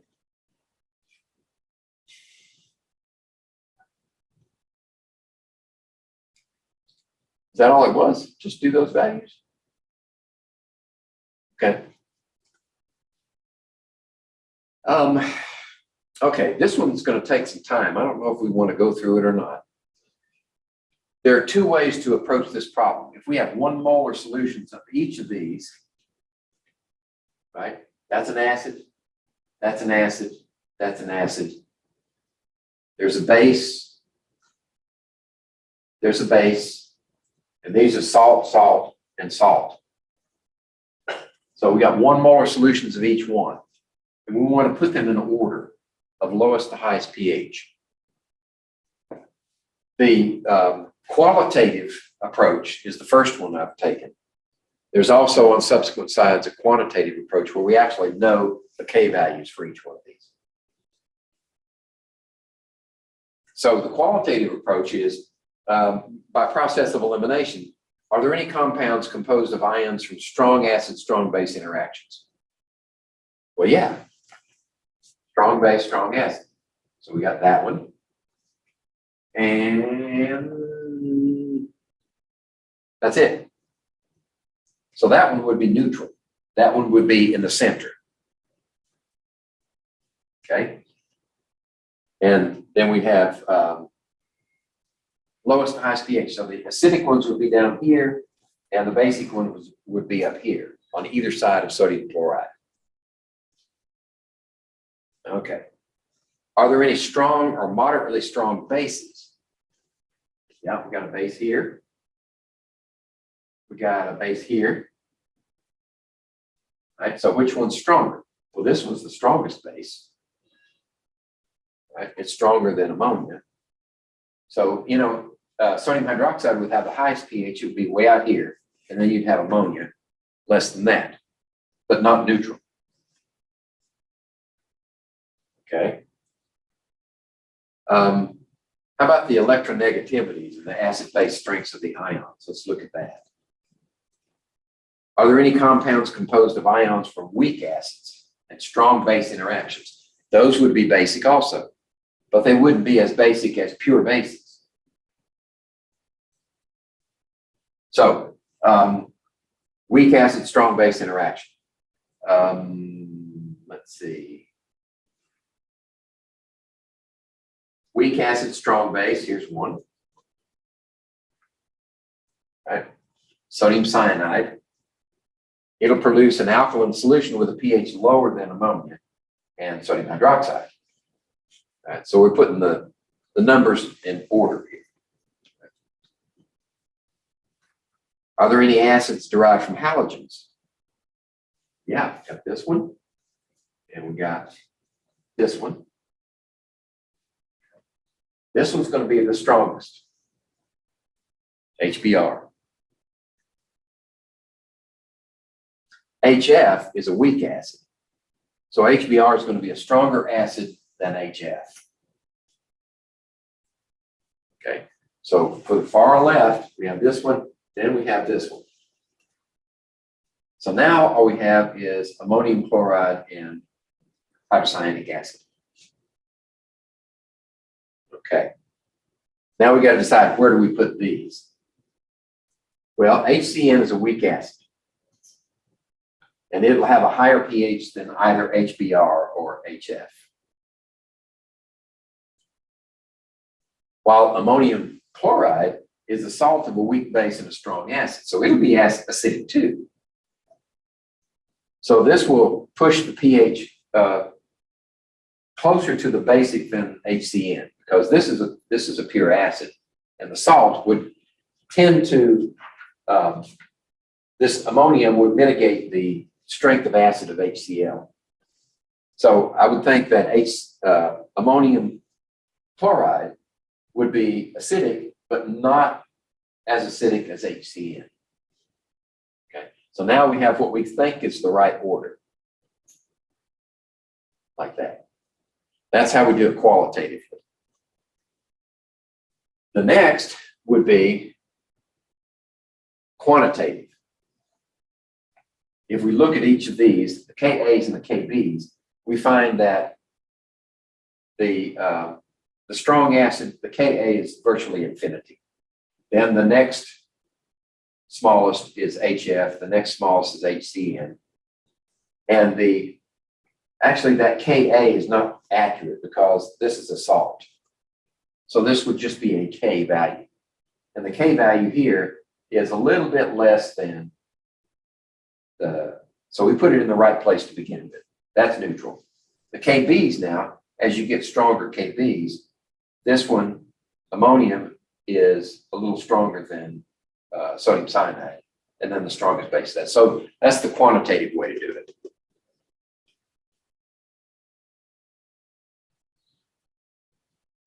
Okay. Sodium fluoride. We have a solution of 0.3 molar sodium fluoride. The Ka for HF is 7.2 times 10 to the minus 4. So it's not asking us a question yet. It just says, what are the major species? Well, sodium fluoride is completely soluble. So you can have sodium ions and fluoride ions and water molecules. Okay. There we go. That animation was out of order. So this is what we have, major species in water. This is the dissociation for HF is that value.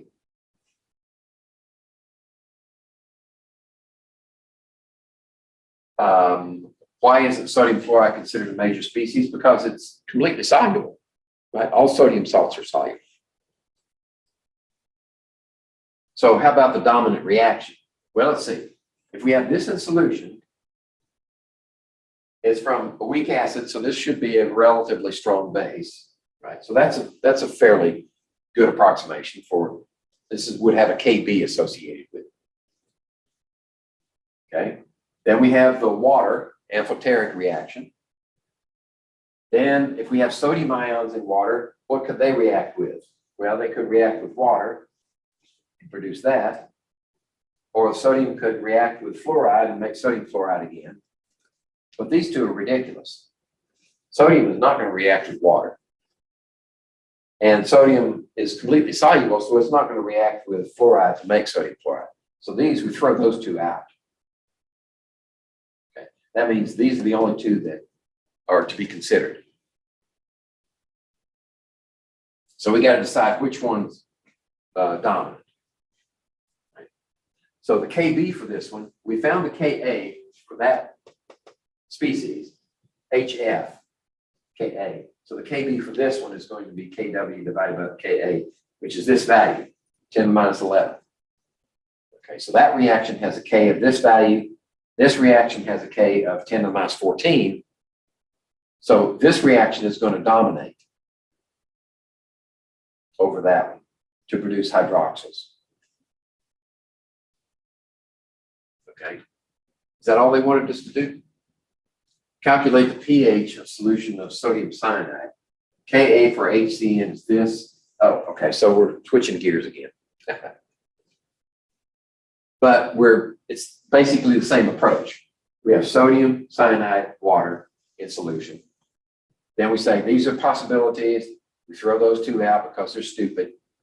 And we have to decide which one of these is dominant. Okay. So we say the Kb for this reaction is 1.6 times 10 to the minus 5. The K for this one is 10 to the minus 14. So this one dominates. The Cn minus dominates. So now, since we know this is the controlling reaction, we set it up in an ice table. And we start off with this concentration of cyanide because, what was it? Sodium cyanide at 0.7 molar. So since they're 1 to 1, that means 0.75 is the Cn minus. And we have virtually none of these species. And we set it up, we lose one of those, we gain one each of these. And this is our equilibrium expression, which is now equal to the Kb. And we're going to throw out that X because the K value is 10 to the minus 5. It'll probably work. And that means X, which is what? The hydroxyl ion concentration. So the POH is 2.46. That means the pH is 11.54. Okay? Okay. Now let's look a little bit of, look at the theory behind the acidity or basicity of compounds. Two factors control in a binary compound. You have bond polarity, right? So if we have this and that, how polar is that bond? If it's very polar,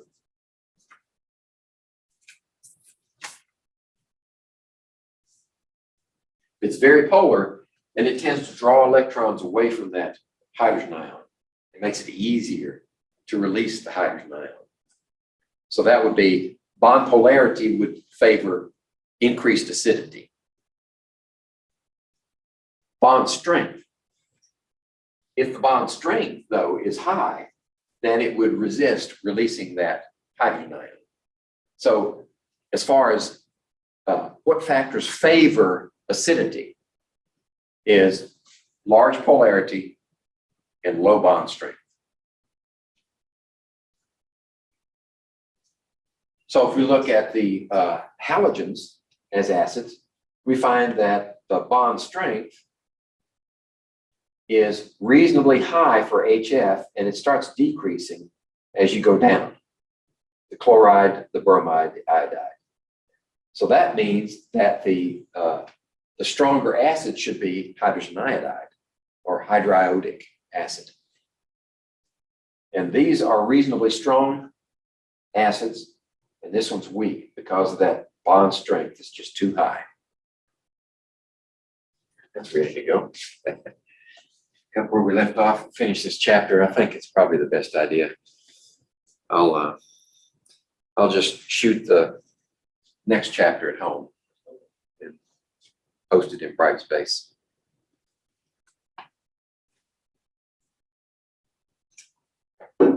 All right.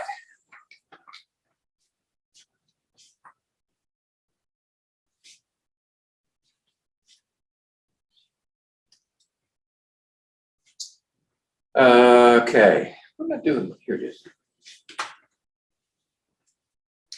All right.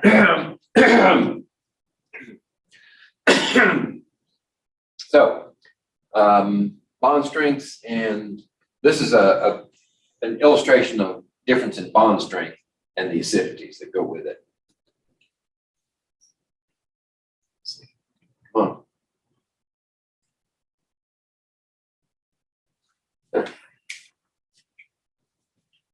Oh. Batteries.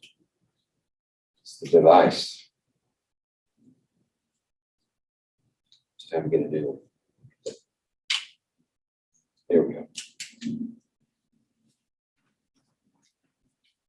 All right. So that didn't say anything about bond polarities. Oh, I think we're going to get into bond polarities when we talk about oxyacids. Oxyacid is any of those acids that have oxygen in the molecule. Like my favorite is the oxyhalogen chlorine. So we have HClO3 is chloric acid, and HClO4 is perchloric acid. HClO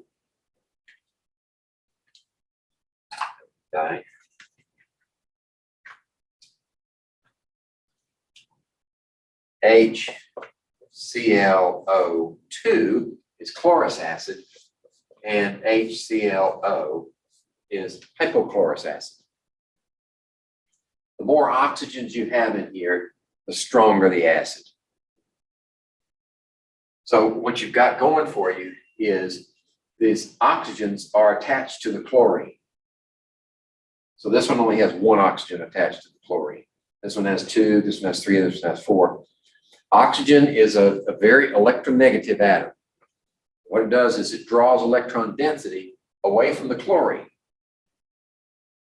And consequently, that also draws electron density away from this chlorine hydrogen bond for each of them ones. So the more oxygens you have, the weaker the hydrogen chlorine bond is.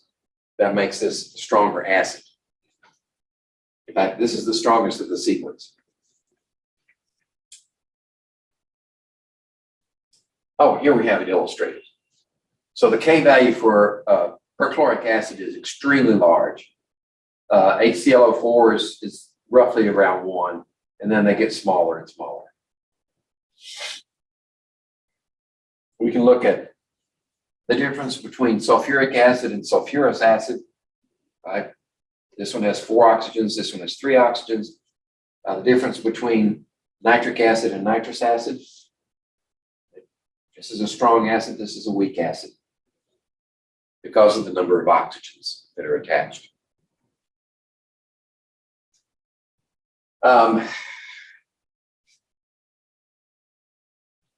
Okay, electronegativities.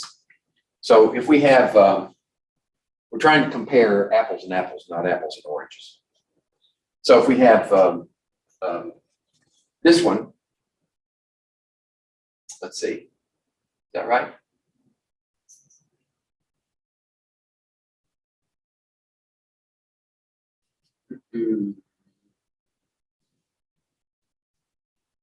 HOCl, 10 to the minus 8. Come on. HOCl. Yeah, 10 to the minus 8. They just wrote it differently here. Put the chlorine on this side. But if we write it this way, I think what they're saying is that hydrogen is attached to the oxygen, to one of the oxygens on each one of these. I believe that's what they're saying here. But each one of these only has 1 oxygen and different halogens. The electronegativity of chlorine is stronger than bromine and stronger than iodine. So the strength of the electronegativity determines that this one is a stronger acid than this one is. It's stronger than this one is. And this one, just for comparison, it's not a halogen, but the methyl group is even a weaker electronegativity than iodine. So it's going to be even weaker acid. So that's the trend in electronegativities. Decrease the electronegativity, you decrease the strength of the acid. Excuse me.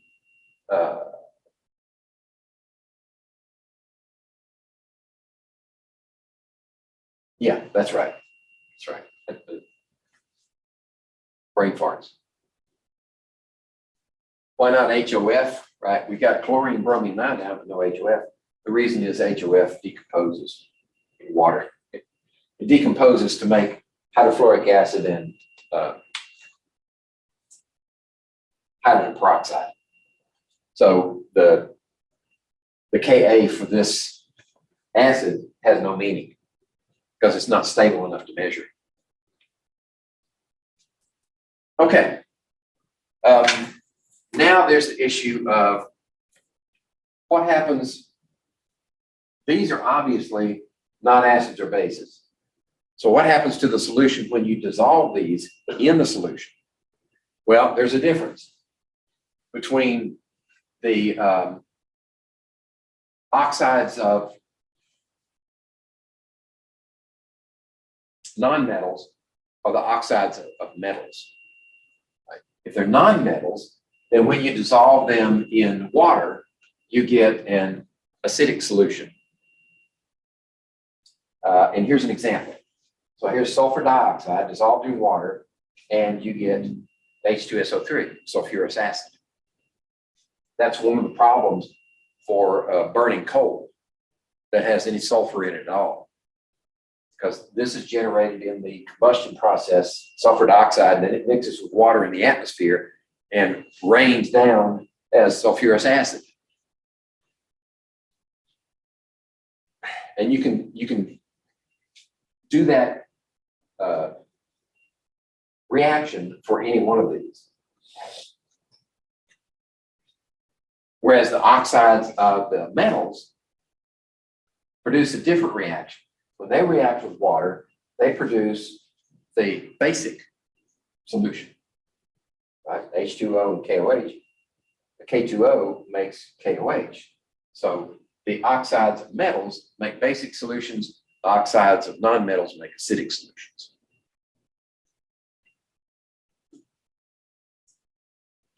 Okay, now there's the concept of, we talked about the Arrhenius acid base, the Bronsted-Lowry acid base, and now there's the Lewis acid base concept. This was proposed by a chemist. His name was G.N. Lewis. His initials were G.N. Lewis.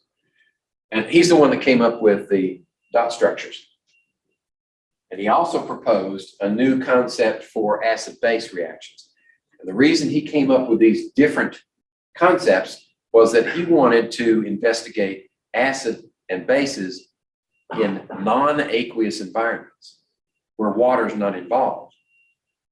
So you can't very well talk about, well, you can talk about proton transfer, but to extend the applicability of the acid-base concept to non-aqueous solutions, he had to modify the approach to not acceptance or donation of protons, but the acceptance and donations of electron pairs.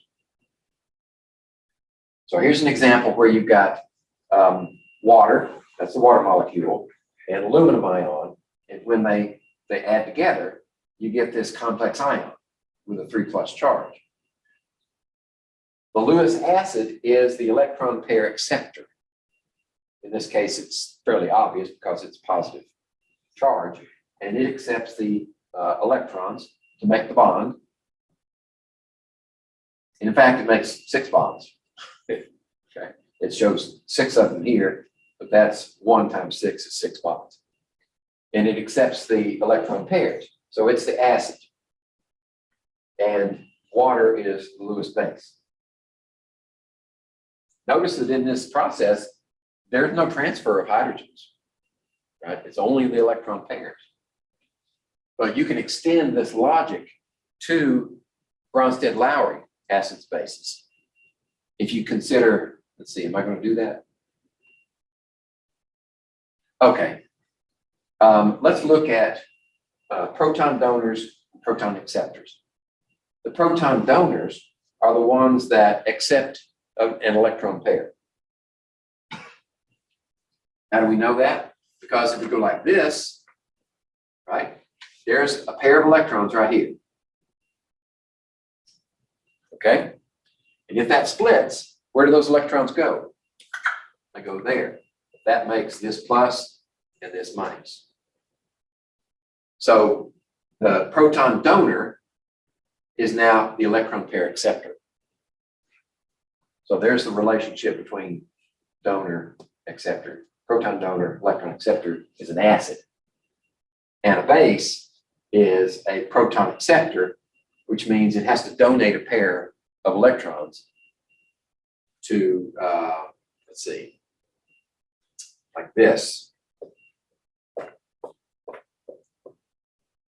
If it's going to go to this, oops.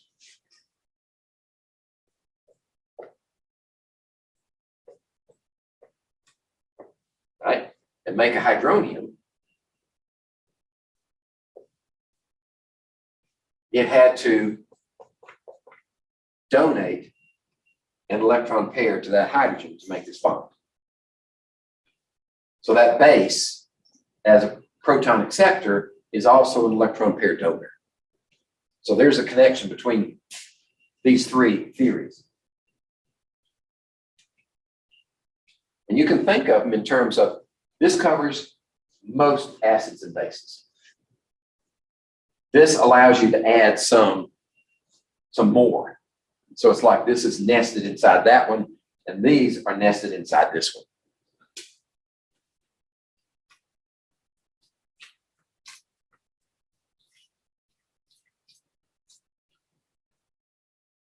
Okay, let's see.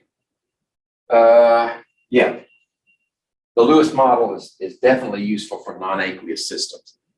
And these are particularly useful for organic chemistry, because there are many reactions in organic chemistry that if you have water anywhere in the vicinity, it will produce a different reaction, the wrong reaction.